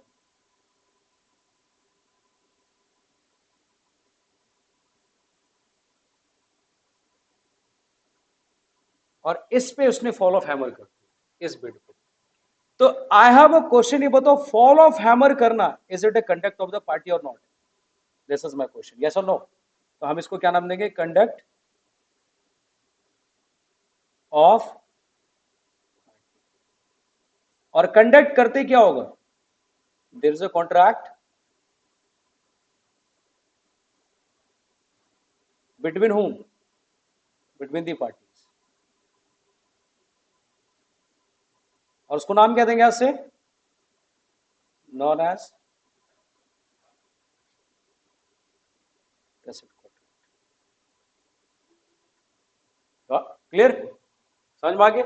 इसको टेसिट कॉन्ट्रैक्ट बोला जाता है. This will be known as. एक और एग्जांपल, एटीएम मशीन. एटीएम मशीन ये बताओ, डोंट यू थिंक किसी न किसी बैंक का होता है? और आप जाते हैं अपने कार्ड, जो डेबिट कार्ड होता है, इंसर्ट करते हो, पिन नंबर डालते हैं, जितना पैसा चाहिए विड्रॉ करते हैं. ये बताओ एटीएम में कोई पर्सन बैठा होता है, आपका पैसा आपको मुबारक हो, थैंक यू सो मच, ऐसा होता है कभी? ये वो सारा काम मशीन के थ्रू होता है. लेकिन ये बताओ, क्या वो मशीन के थ्रू जो भी एक्ट कर रहे हो, तो क्या वो एक्ट जिस बैंक का है वो माना जाएगा उस बैंक का एक्ट या नहीं माना जाएगा? तो बताओ, don't you think there is a contract between what person and the bank और नॉट? यस और नो? और वहां पे क्या हो रहा है? That is again conduct of the party. अच्छा, मान लो एटीएम मशीन में आपने क्या किया, वो कार्ड इंसर्ट किया, पैसे ड्रॉ के लिए आपने प्रोसेस किया, आपके अकाउंट से पैसे डिडक्ट हो गए, आपके अकाउंट से पैसे डिडक्ट हो गए, बट आपको पैसे नहीं मिले. You have a right to file a suit against the bank और नॉट? यस और नो? But which bank? आपका जहां अकाउंट है वहां पे, ये फिर जिस बैंक का वो एटीएम है, जिस बैंक का एटीएम, क्योंकि अल्टीमेटली, और एटीएम के बाहर जाओगे ना, जब भी नंबर लिखा होता देखा होगा आपने, ये फिर एटीएम के ऊपर होता है, फिर एटीएम के बाहर होता है, जो पर्टिकुलर वो बना होता है ना केबिन, उसमें बाहर नंबर लिखा होता है एटीएम का, हर नंबर का, और कैमरा भी होता है, उससे प्रूव हो जाता है कहां आपने उस टाइम पे पैसे निकाले. समझ में आ गए? तो वो भी क्या बन गया? That is said to be the tacit contract. एक और एग्जांपल ओरली दे रहा हूं. Have you heard about the word, और या फिर have you seen it, vending machine? Have you heard? क्या होता है vending machine? Have you heard about this word and have you seen the vending machine? हाँ, प्रोडक्ट मेट्रो स्टेशन में कई जगह मिल जाते हैं. वो 20 रुपए का नोट दो, आपको कोई पानी की बोतल चाहिए, कोई चिप्स चाहिए, तो वो आ जाते हैं. आई हैव अ क्वेश्चन, ये बताओ, वो जो पर्टिकुलर आपको दिख रहा है वो मशीन, तो क्या किसी ने किसी कंपनी ने तो लगाया हो? और अब मेरे क्वेश्चन, वो प्रोसेस करते हो जो आप, क्या वहां कोई पर्सन अंदर बैठा हुआ है, फिर वो मशीन के थ्रू हो रहा है? तो that's why it's again a what conduct of the party और नॉट. तो ये बताओ कौन सा कॉन्ट्रैक्ट बन गया? It's a tacit contract.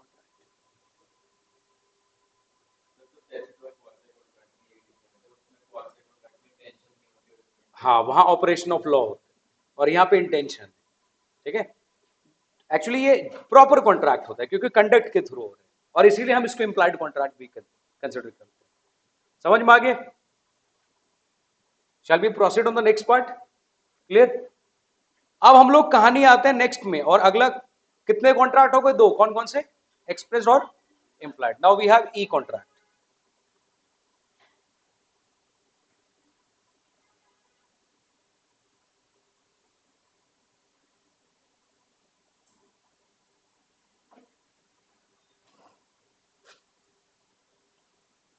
When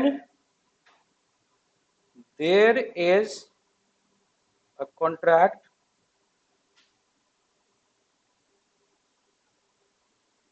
between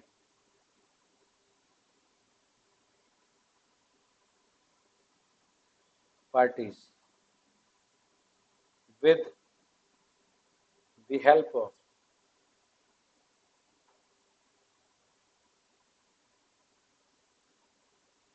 email, etc., then such type of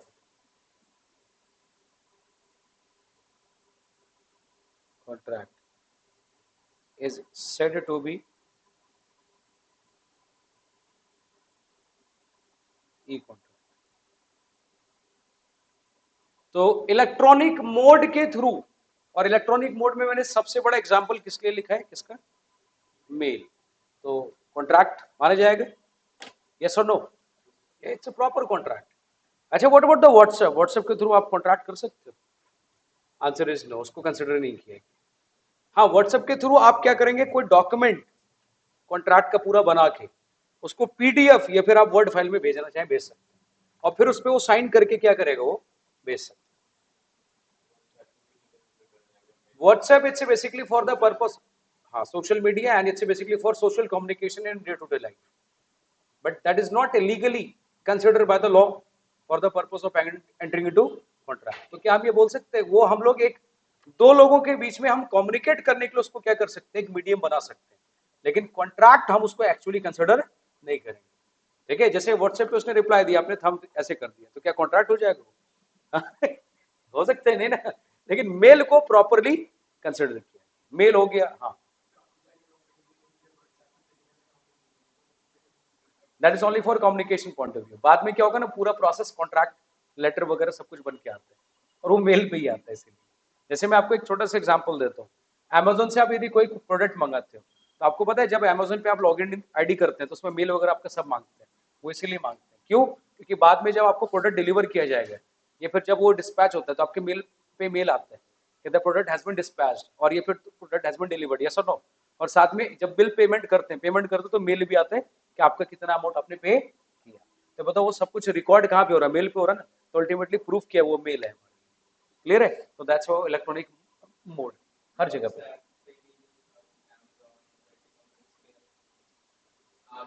हाँ, लिंक आता है, वो प्रोसेस कर सकते हो, और फिर लेकिन अल्टीमेटली वैलिड कौन सा माना जाएगा? जो मेल पे आपका आ गया। आजकल वो दो कॉमन है। एक्चुअली मैं बताऊं व्हाट्सएप क्यों ऐसा हो रहा है, वो बिजनेस यूज करते हैं बेसिकली। व्हाट्सएप में ही एक बिजनेस सेगमेंट आ गया, और वो इसलिए अपने बिजनेस को प्रमोट करने के लिए एक बेस्ट तरीका है। इंस्टाग्राम ये सब क्या है, बिजनेस को प्रमोट करने का it's one of the best you can say the platform. लेकिन वो क्या है, सिर्फ लोगों तक हम पहुंच सकते हैं, लेकिन अल्टीमेटली जो हमारे बीच में कॉन्ट्रैक्ट होगा वो इलेक्ट्रॉनिकली, और उसके लिए मेल का क्राइटेरिया आता ही आता है, कंफर्म। ठीक है, तो ये बात हमेशा ध्यान है। ठीक, जैसे आप पेमेंट करते हो, उस पर होता है ना, लिंक भेज देते हैं, लिंक पे क्लिक करते हो, फिर पे के लिए आपका वो ऐप और वेबसाइट पे पहुंच जाता है, एंड उसके थ्रू होता है, और पे करते ही व्हाट्सएप भी आएगा, और अगेन क्या आएगा, मेल पे भी आएगा। अगेन व्हाट्सएप भी आएगा और मेल पे भी आता है, ये होता है। क्योंकि वहां पे जब आप वो पूरा लिंक ओपन करते हो, तो नंबर ऑफ टाइम या तो पहले से मेल आईडी वगैरह होता है ऑलरेडी, नहीं हो तो आपको आपका नाम, फिर वो सब कुछ पूरा डिटेल फिल करने के लिए बोलता है। This all about the process जो आपको ध्यान है। ठीक है, तो ये आप कोई भी करो। जैसे मान लो अभी आपको कोई मूवी का टिकट बुक कराना है, तो ऐप पे आपने जाके बुक करवाया, तो टिकट आपको पता है मेल पे आता है, और हो सकता है वो ऐप भी यूज करता है, तो आपके पास क्या होगा, ऐप पे भी आ जाएगा। We have both the options.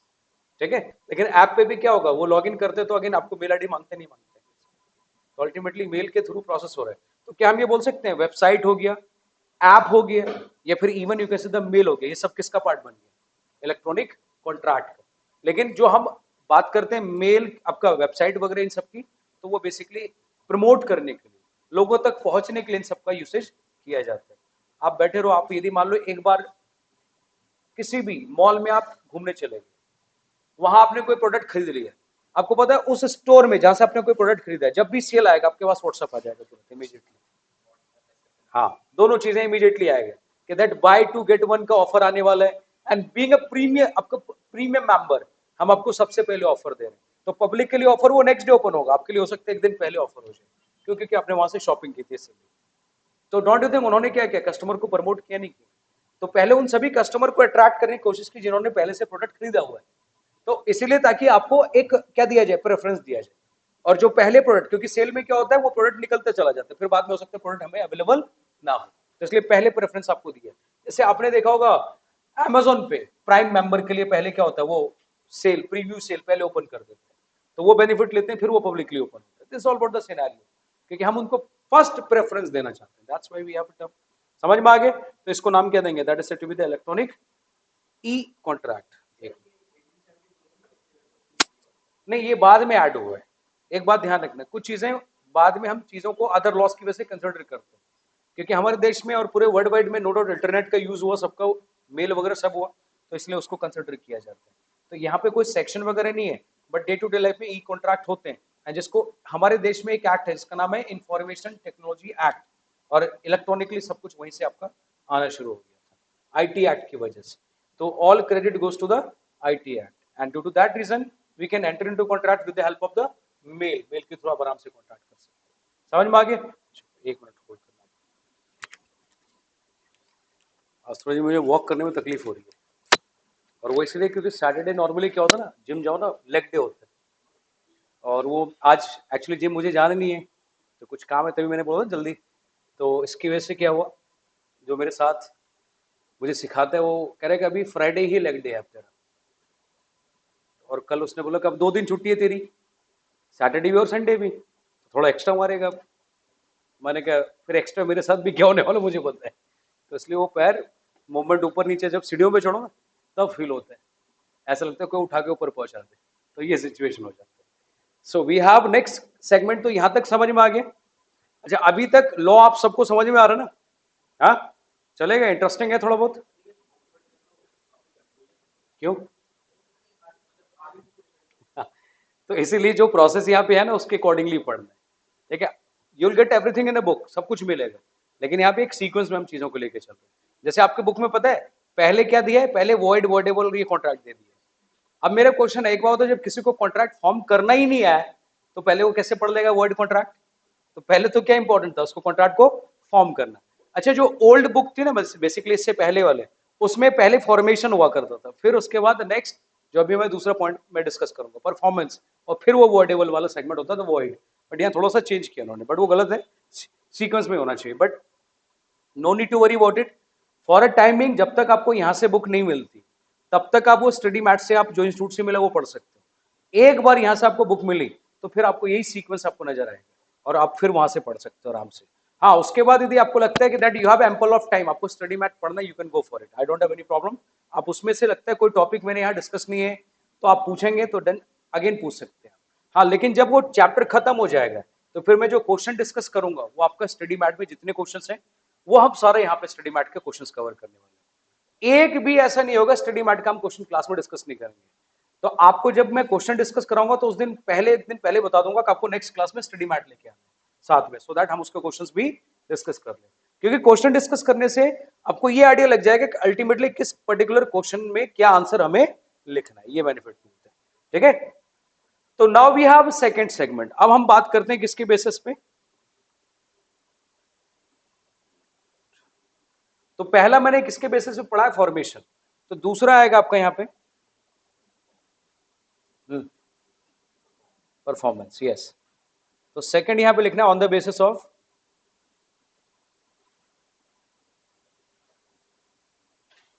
The basis of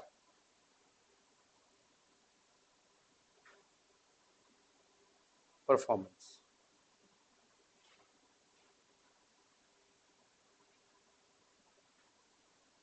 and guys, performance के बेसिस पे we have 4 category.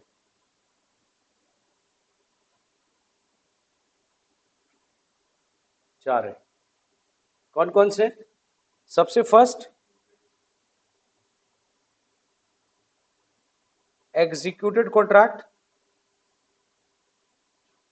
Then we have executory,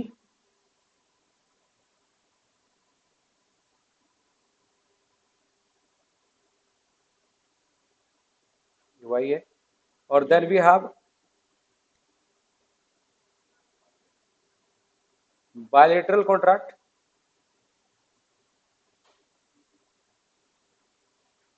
and then we have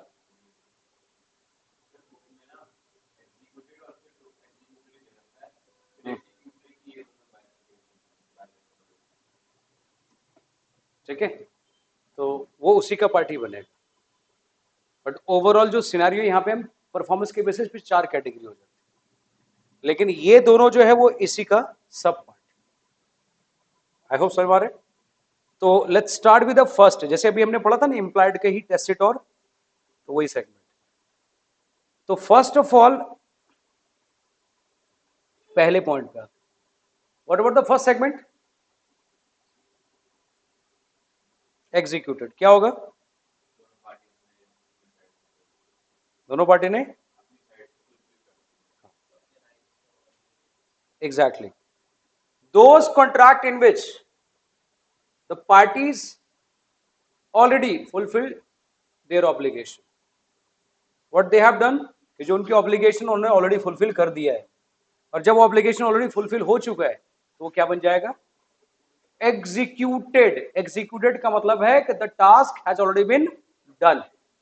जैसे मान लो मुझे कोई सामान डिलीवर करना था, तो वो गुड्स मैंने डिलीवर कर दिया, तो डिलीवर करते क्या बन गया? वो टास्क हो गया। पेमेंट पार्टी ने मुझे कर दिया, तो हमारे बीच में कॉन्ट्रैक्ट क्या बन गया? खत्म, क्योंकि वो एग्जीक्यूटेड में। सिंपल। तो एग्जीक्यूटेड में लिखना है आपका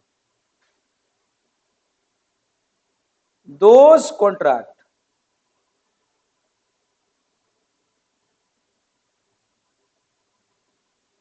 in which the obligation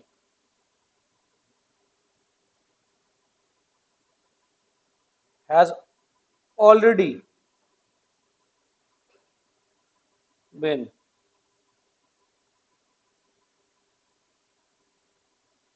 performed or task has been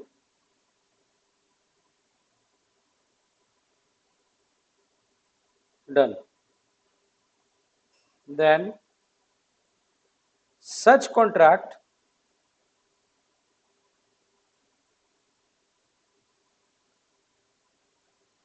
is said to be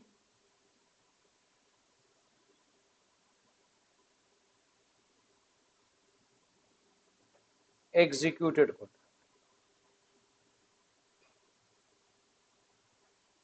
इसको क्या नाम दिया जाएगा फिर उसके बाद? Executed. Are you getting my point? Just now you can see.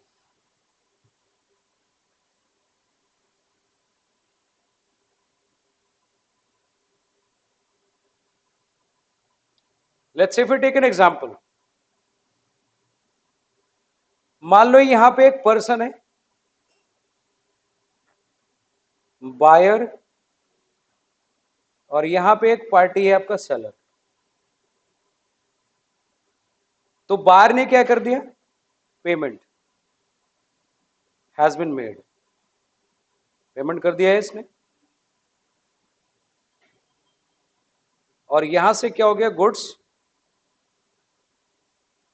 Already delivered. तो अब मेरे क्वेश्चन इन दोनों के बीच में जो कॉन्ट्रैक्ट माना जाएगा, अब क्या बोलेंगे उसको? So contract is said to be executed. Done? समझ में आ गया? हाँ। नहीं, एक्चुअली लॉ ये कहता है, देखो क्या है, सामने वाले पार्टी को इस बात को समझाना जरूरी है कि सर जो आपने कॉन्ट्रैक्ट किया था उस कॉन्ट्रैक्ट में क्या हो चुका है? ऑब्लिगेशन फुलफिल हो चुका है। और जब एप्लीकेशन फुलफिल हो गया तो अब आपके बीच में वो अब कोई कॉन्ट्रैक्ट एग्जिस्टिंग नहीं बोलेंगे, हम उसको क्या बोलेंगे? तो उसको एक नाम दिया जा रहा है कि सर ऐसे कॉन्ट्रैक्ट जो ऑलरेडी फुलफिल हो चुका है, तो हम उसको क्या कोई ना कोई नाम दे सकते हैं? बोला यस दे सकते हैं। क्या नाम देंगे हम उसको? समझ में आ गया? इसी एक और मेरा पॉइंट है, क्या यहां ऐसा हो सकता है कि बायर ने पेमेंट कर दिया और सेलर ने गुड्स भी डिलीवर कर दी? इसका मतलब जो टास्क था वो परफॉर्म हो चुका है, लेकिन बायर को बाद में गुड्स को चेक करने के बाद रियलाइज हुआ कि ये गुड्स तो डिफेक्टिव मुझे भेजा गया। तो बताओ क्या still buyer can file a suit against the seller or not? Yes और no? Yes, then it is said to be the breach of contract. तो फिर एक नया टर्म और आएगा, ब्रीच हो गया वहां पे। क्या आपने टास्क तो परफॉर्म किया बट वो एक्चुअल परफॉर्मेंस नहीं मानेंगे, तो उसको बोलेंगे टेंडर ऑफ परफॉर्मेंस। मतलब आपने क्या किया? परफॉर्म किया है but not as per the terms of the contract. तो इसका मतलब जब परफॉर्म हुआ तब तो एग्जीक्यूटेड बन गया ना। अब ये बताओ, यदि आप वो परफॉर्म करने के बाद उसको कॉन्ट्रैक्ट मानते ही नहीं तो सूट फाइल हो सकता था? कभी नहीं होता। तो बोला उसको भी अभी भी कॉन्ट्रैक्ट बोलेंगे। क्या नाम देंगे उसको? एग्जीक्यूटेड बोलेंगे। हाँ ठीक है, उस होगा हो गया, बट इंडियन कॉन्ट्रैक्ट तो ऑटोमेटिकली वहां पे भी कैरी ऑन हो गई होगा। ठीक है, क्या ये बात समझ में आ गई? तो that's why we have a term executed. हाँ हाँ, बाहर मतलब वही होगा ना, गुड्स उसको जो मिला।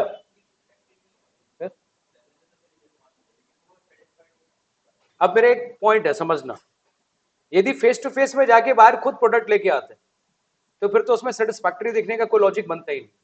ये तब होगा जब आप Amazon फ्लिपकार्ट वहां से प्रोडक्ट मंगाओ और वहां पे आपको पता है लिस्ट ऑफ द रीजन देते हैं आप क्यों रिजेक्ट कर रहे हो, तो उसमें एक लास्ट में लिखा होता है अदर रीजन। तो क्लिक कर दो अदर रीजन पे।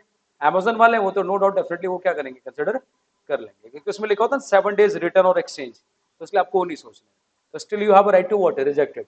बट फेस टू फेस में आप रिजेक्ट कैसे करोगे? क्योंकि तो नो डाउट आप तभी कर सकते हैं जब कोई ना कोई डिफेक्ट हो, या फिर ऐसा हो सकता है कि फेस टू फेस में आपने प्रोडक्ट खरीदा और आपने बोला कि ये जो मैं प्रोडक्ट खरीद रहा हूँ ये मैं अपने ब्रदर के लिए खरीद रहा हूँ, और यदि उसको पसंद नहीं आया तो मैं वापस कर दूंगा या फिर उसके बदले कुछ और नो डाउट हम ले सकते हैं। तो पहले ये बात आप बोल के आते हो।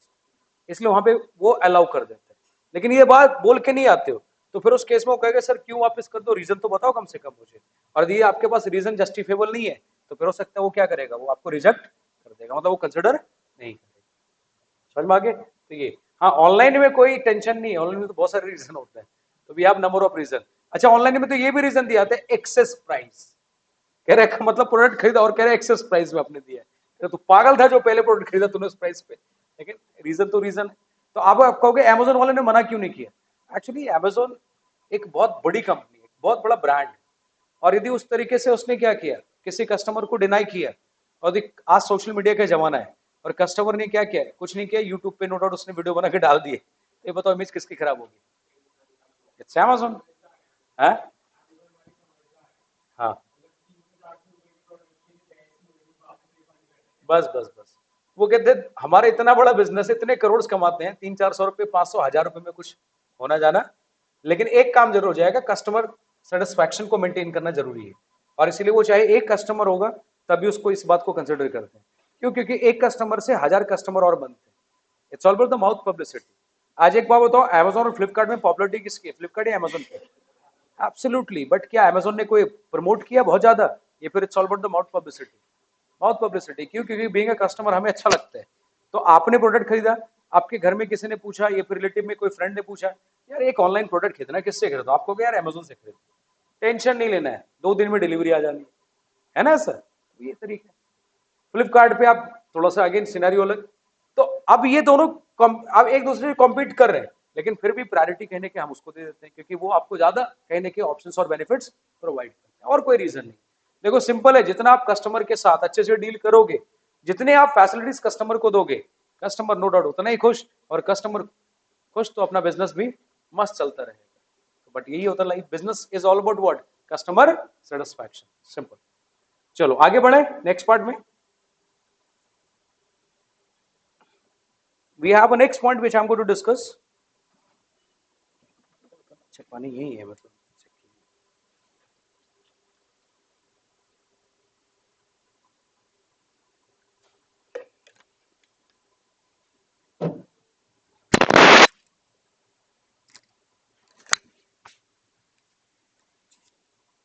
Let's move on the next part.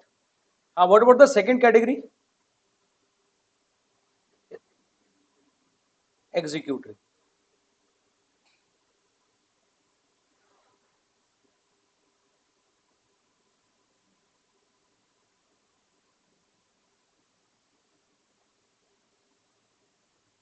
हाँ जी, क्या आएगा? नहीं, बिल्कुल। तो द टास्क और the obligation which is going to be performed at a future date, जो अभी टास्क परफॉर्म नहीं हुआ, फुलफिल नहीं किया गया, बट वो फ्यूचर में आपका परफॉर्म किया जाएगा, फुलफिल होगा। जैसे आप अमेजोन पे प्रोडक्ट खरीदते हैं तो डिलीवरी आता है 2 दिन के बाद, तो बताओ वो क्या बन गया, कौन सा कॉन्ट्रैक्ट? एग्जीक्यूटिव बन गया। आपने कहीं कोई ऑर्डर प्लेस किया फेस टू फेस में, जैसे मान लो मैंने कोई फर्नीचर बनाना था, मैं फर्नीचर वाले के शॉप पे गया और मैंने फर्नीचर के लिए ऑर्डर प्लेस किया, उसने कहा सर 1 हफ्ते में फर्नीचर बना के आपको हम प्रोवाइड कर देंगे, तो क्या बन जाएगा वो? It's executive, simple. तो यहां पे लिखना है wherein a contract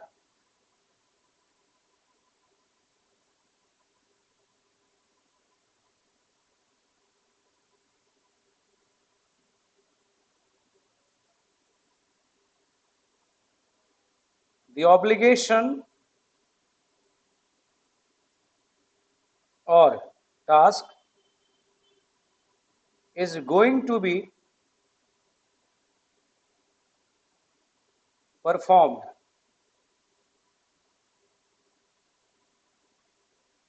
or fulfilled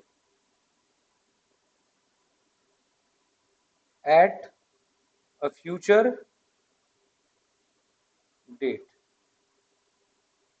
अच्छा, फ्यूचर डेट क्या हो सकता है? स्पेसिफाइड भी हो सकते हैं और वो रीजनेबल भी हो सकता है। यदि स्पेसिफाइड नहीं तो क्या बोलेंगे उसको? रीजनेबल। जैसे हाँ, मैं बता रहा हूं ना, आप जब अमेजोन पे कोई भी प्रोडक्ट खरीदते हो या फ्लिपकार्ट पे, आपने देखा होगा लिखा होता है guaranteed delivery on so and so date, तो मतलब वो क्या हो रहा है? स्पेसिफाइड है। हाँ, कि कल आपको 1 से 2 बजे तक के बीच में प्रोडक्ट आनी है, और नहीं लिखा होता तो लिखा होता आपका 3 to 5 days एक्सपेक्टेड डेट, तो वो क्या बन गया? And it is to be reasonable, कि हम ये मान के चलते हैं 2 से 4 दिन के अंदर अंदर वो प्रोडक्ट आपके घर पे डिलीवर हो जाए।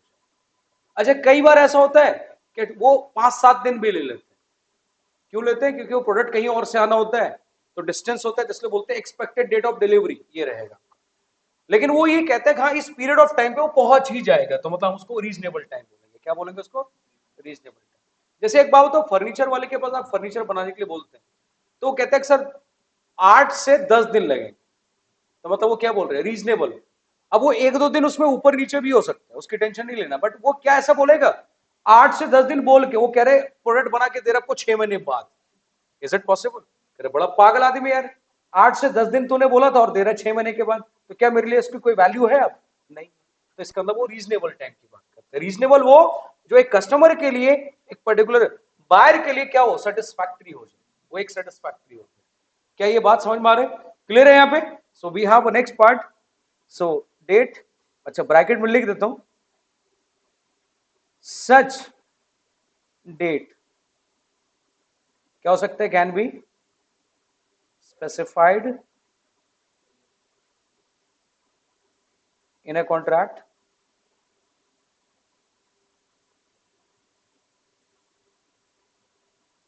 और नॉट, वो हो भी सकता है और नहीं भी, और नहीं हुआ तो फिर किसकी बात करेंगे? Reasonable time. ठीक, next.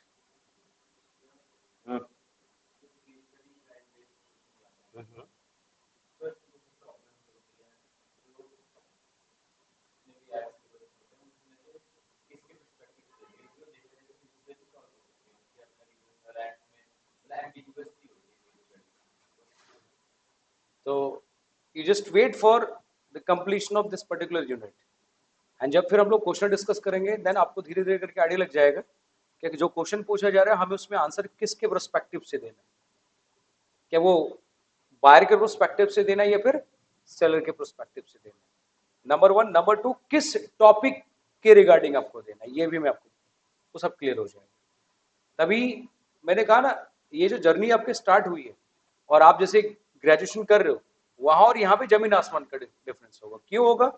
You will definitely get the reason for everything, क्योंकि मैं इतना टाइम हो गया लॉ पढ़ाते हुए, बिना रीजन का लॉ पढ़ ही नहीं सकते, बताए हो नहीं सकता। तो इसका जब क्वेश्चन आएगा तो you will be able to identify कि हमें उसमें प्रोविजन कौन सा लिखना, उसके बिल्कुल टेंशन नहीं लेंगे। ठीक है, हाँ ये ध्यान रखना।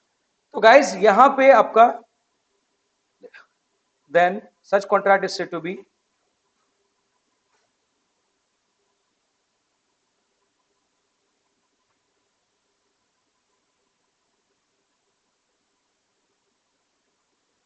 is said to be, क्या बोलेंगे? एग्जीक्यूट।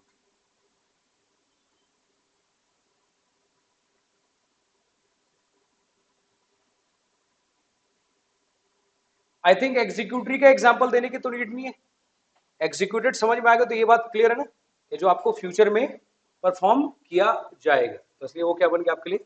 एग्जीक्यूटरी। अच्छा, एग्जीक्यूटरी को क्या फॉर टाइमिंग हम ये बोल सकते हैं, इट्स फ्यूचर कॉन्ट्रैक्ट, इसको क्या बोल सकते हैं? Even future contract. और एग्जीक्यूटेड को पास्ट कॉन्ट्रैक्ट।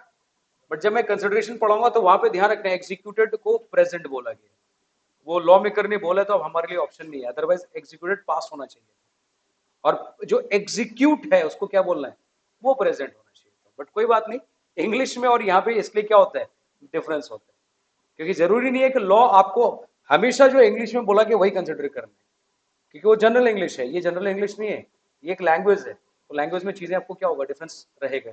ठीक है, चलो आगे next part.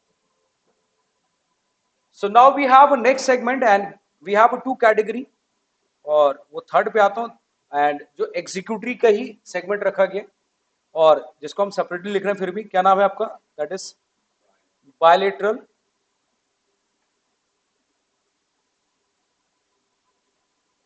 Contract.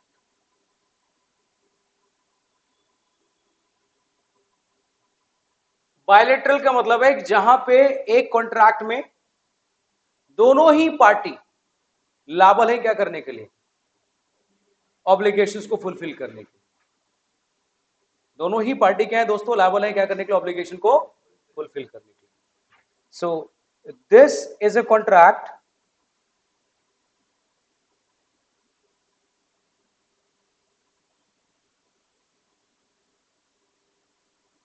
where there is an obligation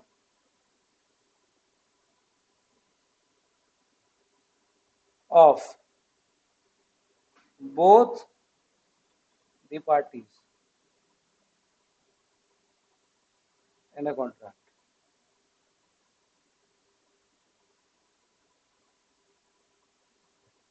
Which means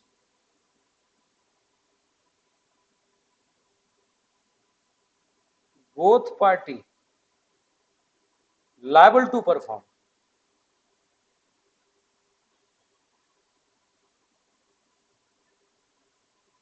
तो मान लो यहां पे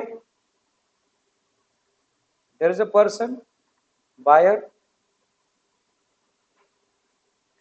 और यहां पे आपका second party that is seller.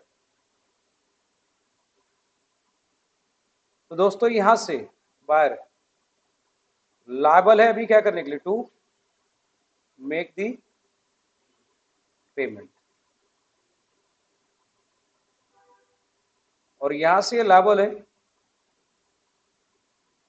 Liable to deliver the goods. तो आई हैव अ क्वेश्चन, ये बताओ दोनों पार्टी की ऑब्लिगेशन हो गई, यस और नो? तो one party is liable to make the payment, दूसरा पार्टी क्या, liable to deliver the goods. तो दैट्स व्हाई आज से इसको नाम क्या देंगे, तो ये हो गया आपका बायलेटर.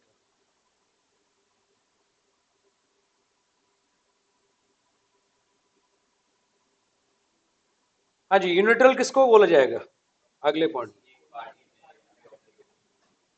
तो एक ने कर दिया पहले ही, दूसरा भी बाकी, और उसमें एक और एग्जांपल मैं दूंगा. तो अब आते हैं सेकंड, थर्ड, फोर्थ पे. ये नोट कर लिया. Fourth which is said to be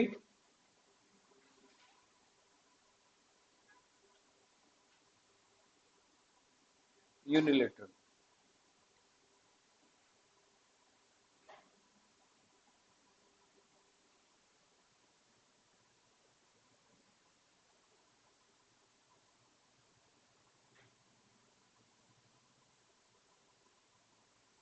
तो इसमें लिखना है दोस्तों, where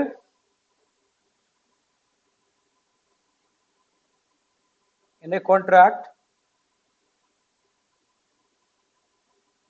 only one of the party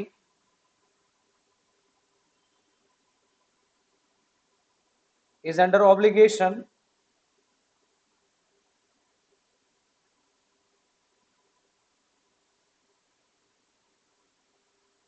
to perform the what, the obligation, या फिर perform the contract लिखो.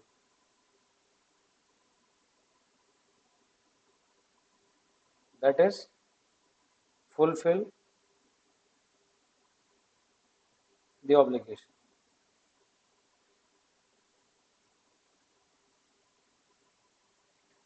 So if I am talking about the example, ये पहला एग्जाम्पल है, यहां पे दो दूंगा. there is a one party and second party. ये आपका बायर है,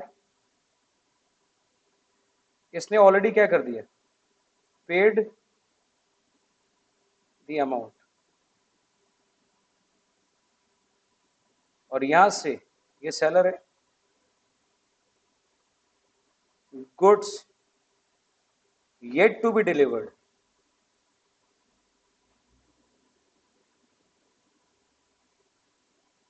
yes, yet to be delivered का मतलब क्या है, अभी डिलीवर करना बाकी है. इसका मतलब यहां पे क्या नाम दिया जाएगा इसको, यूनिलेटरल. क्या माना जाएगा इसको ये एग्जीक्यूटरी का ही सेगमेंट पढ़ रहे हैं हम लोग. ये एग्जीक्यूटरी के ही फिर आगे दो पार्ट है, विच वन, बायलेटरल और यूनिलेटरल. जैसे इंप्लाइड में पढ़ा था ना टेसिट और क्वासी, तो वैसे ही. हाँ, अब एक पॉइंट यहां पे जो मैं और एक एग्जांपल देने वाला हूं, आपको बताना है क्या हम उसको एग्जीक्यूटिव बोल सकते हैं या फिर नहीं।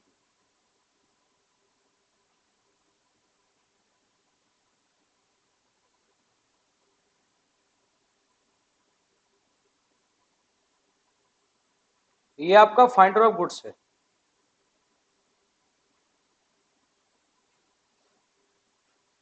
और यहां पे एक पार्टी है जो ओनर है,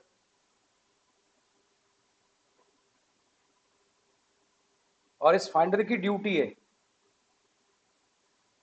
to earth duty to return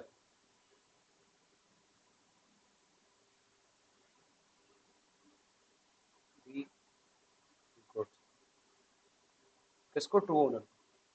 I have a question, is it unilateral और नॉट? यहां पे भी डिलीवर नहीं हुआ है, इसका मतलब इसको रिटर्न नहीं हुआ है, क्या ये यूनिलेटरल माना जाएगा या नहीं माना जाएगा? क्यों नहीं मानेंगे?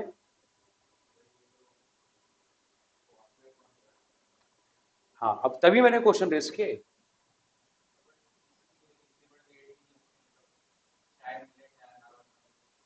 हाँ, तो अब यहाँ पे बहुत सारे इफ्स और बट्स आएंगे ना, बहुत सारे, लेकिन कॉन्ट्रैक्ट तो माने जा रहा है ना, बहुत सारे case. I have a question, implied contract में जो पूरा टर्म आप पढ़ोगे, स्टेटमेंट मैंने क्या लिखा था?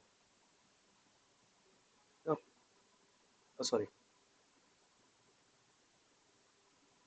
यहां पे मेरा पॉइंट ये है,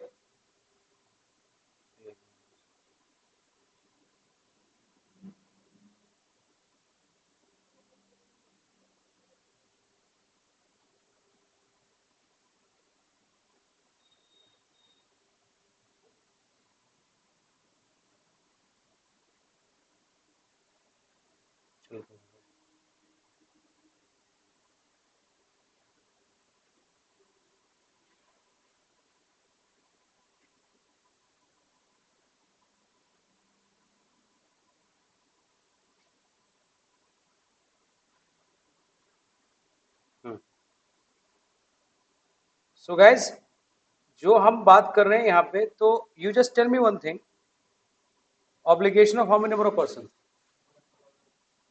इस पॉइंट को यदि देखा जाए तो इस पॉइंट के हिसाब से ये बताओ, यहाँ पे क्या दोनों पार्टी की ऑब्लिगेशन है या फिर ओनली वन पार्टी?